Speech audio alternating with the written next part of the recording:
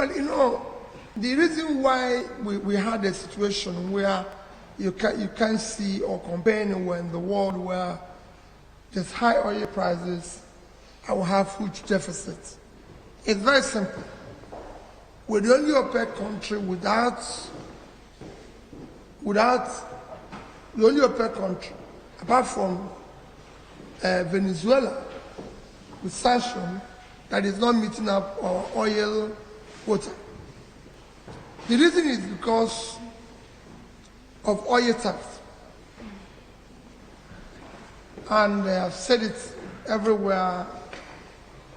Oil in Nigeria is being stolen by people in government. Nobody can steal oil. It's not a sweet. You can't go into grocery shop and steal something and put it in your pocket and go away on your back. You can't steal oil like that. For you to steal oil, a ship has to come into your territorial waters, load the oil. And no ship can go into a nation's territorial waters without the approval of its navy. And you load it. For you to leave, you have to have approval. And everybody knows where every ship is on the surface of the earth. It's something that is recorded. So, if somebody is able to take away oil, there's a high-level connivance between external and internal people who have organized for the oil to leave. And you can even trace the oil to where it is offloaded. So it's not something, it's not an easy thing to steal. Yeah. It can only be done officially. And that's it.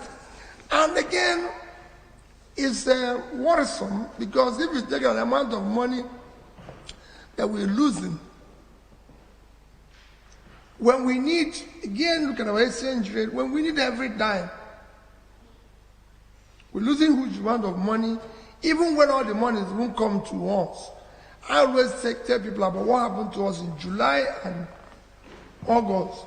We're operating a high level of budgetary deficit in between the year January 1st of this year and about 30th of April. First 4 months, our revenue was in the region of about 1.6 trillion. Our expenditure is about 4.7 trillion. So we had a deficit of almost 3.1 trillion in terms of naira. But in 2 months, I said it might not be, all the money might not be coming to us, but shared with our partners. We lost almost 2.83 trillion within these 2 months. In July, our oil production was, on the average, 1,083,000. Our quota is 1.8. So every day we lost 717,000 barrels. That's what we didn't produce. So if you take it in 1 month, it was about 22,227,000. At an average price of $110 per barrel in July, it was $2,445,000,000. And if you multiply that with the 550, I don't want to use the official rate, I want to use parallel. It gives you about 1,344,750,000,000 naira. That's what we lost in 1 month, in July.